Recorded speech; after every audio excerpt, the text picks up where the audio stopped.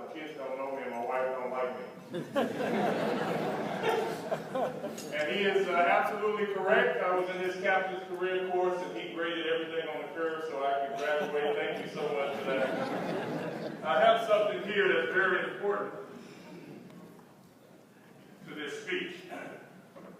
I have to do this before we start.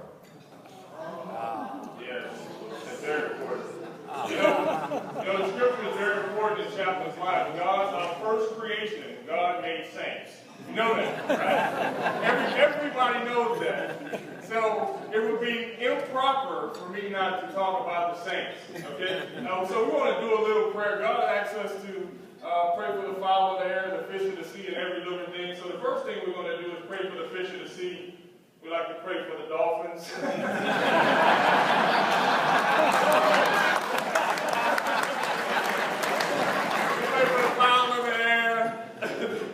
The Atlanta Falcons, the Ravens, and the Eagles.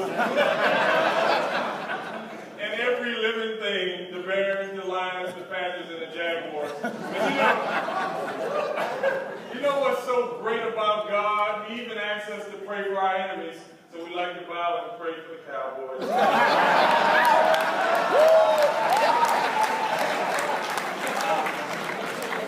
Now, I'm going to tell you, chaplains, we deal in strict confidentiality, and that's very important in our profession. But because we're here and we have so many Cowboy fans, I have to tell you this. When I had a young soldier come to me and he said, "Chaplain, when I die, I want Tony Romo to be my pallbearer."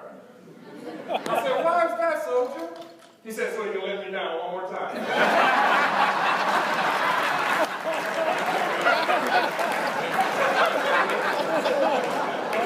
Now, that's going to get me in real trouble because my boss is a Cowboy fan and my wife, so I'll be on the couch and I'll be fired.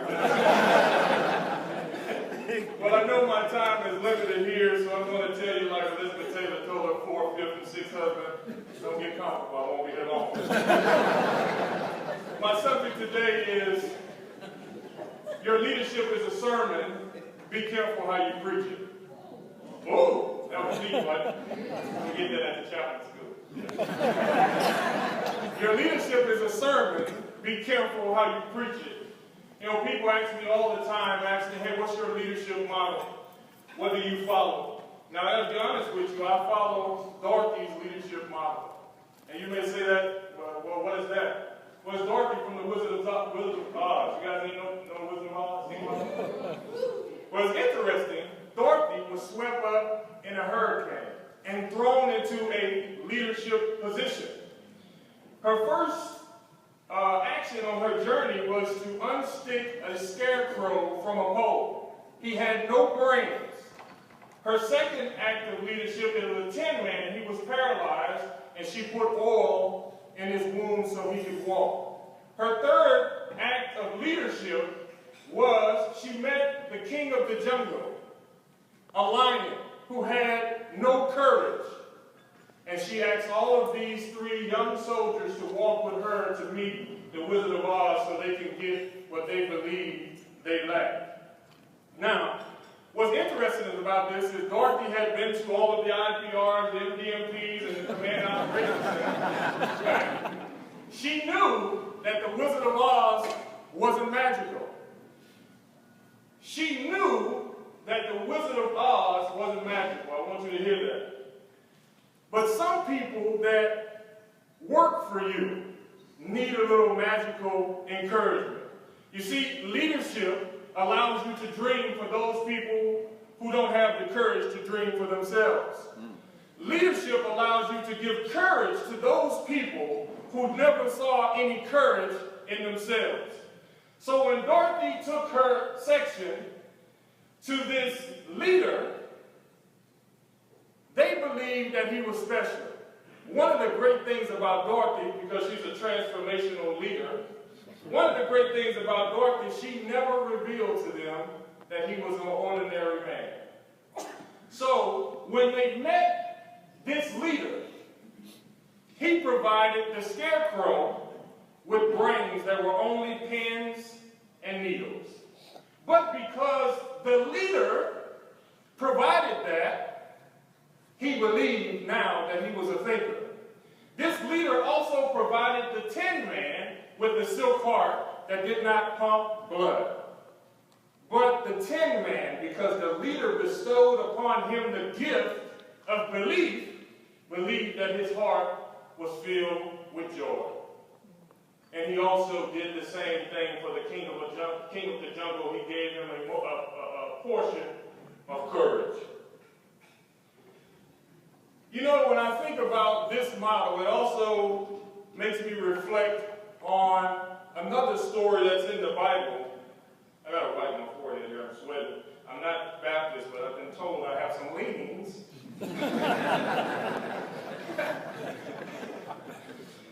It makes me think about a parable in the Bible. It was a young man who came to Christ, and he said, "Who is my neighbor?" You see, Christ didn't say your current leader. Christ didn't say find anybody in uniform. He gave him a message in a parable. He said a man went down from Jerusalem to Jericho, and he fell among thieves, who hit him in his head, who robbed him of his raiment, and left him wounded in the road. Now there were three types of leaders that passed by this young soldier. The first leader said, "I'm so busy. I see you hurting. I see your head busted. But I have a meeting to attend." So he walked by on the other side. The second leader came and he saw him in his pain. And he said to himself, "That used to be me. I was that person who needed mentorship. But now I'm on a trajectory for greatness, so somebody else needs to help you." And he too walked by on the other side. But it was the Good Samaritan, the third leader, who stepped in, who brought him in, who put oil in his wounds, bandaged him up, and took him to an innkeeper and said, "If this is not enough, I'll pay you 2 pence. If this is not enough, I'll pay you on your return." Christ asked the young man who did the neighborly thing. You see, I met a man like that. And I tell this story, and I promised that I would tell this story every time I spoke. I met a man like that because I was at my breaking point. I had just received my second Article 15. Of course, I didn't deserve it. And they didn't call me Shabazz. They called me names like Chewed Up, Soup Sandwich, Ate Up. I could have started a food chain with all that food. But at that time, like many of your soldiers out there, I was the scarecrow who didn't think I had any brains. I was the tin man, like many of your soldiers out there who didn't believe he had the heart for a mission like this. Like many of your soldiers out there, I was the lion who didn't have any courage to turn myself around after failure after failure after failure. But I met a leader, Sergeant Major.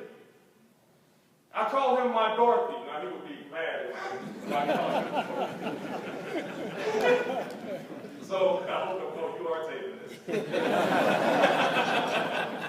But I met a leader who brought me into his office. You see, if he would have called me in and told me I was worthless, which I expected, I would have agreed with him. If he would have brought me in and said, "Hey, Shabazz, the army would be better without you," I surely would have agreed with him. I had figured that out myself. But when he called me in, he told me something that made me put an arch in my back. He said, "If you won't be a man for yourself, won't you be a man for that pretty little wife you have out there and your children after you get off active duty?" Now, I couldn't even really hear all that he said, because I was like, is he looking at my wife? I was about to get another Article 15.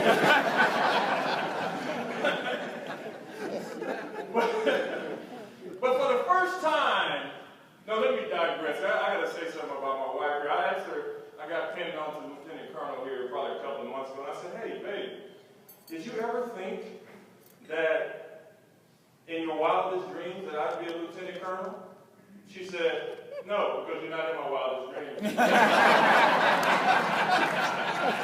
Hey, you have a JAG lawyer in here? Oh my God. This is horrible. And but for the first time, 26 years, I was 26 years old at the time. I was a young PFC, and my sergeant major told me, I believe in you.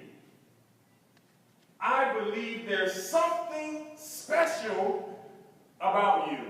You're not done, Shabazz. And because he was my leader, like those aforementioned people, I believed him. I believed him. He sent me to every Soldier of the Month board. He ordered me there. Now, I didn't win any of them. No, I got to be honest. But every board I went to, my confidence was growing. Not only to be a better soldier, but to be a better man for my family and a better husband to that pretty little girl he was talking about. But Sergeant Major prepared me for my calling with the Wizard of Oz. Sergeant Major made me believe in myself when everybody else had written me off. Sergeant Major took me down this yellow brick road where I was stuck. You know, it's interesting. Colin Powell said leadership is about solving problems. The day soldiers stop bringing you their problems is the day that you have stopped leading them. They have either lost confidence in you or they concluded that you just don't care. In either case, he says, it's a failure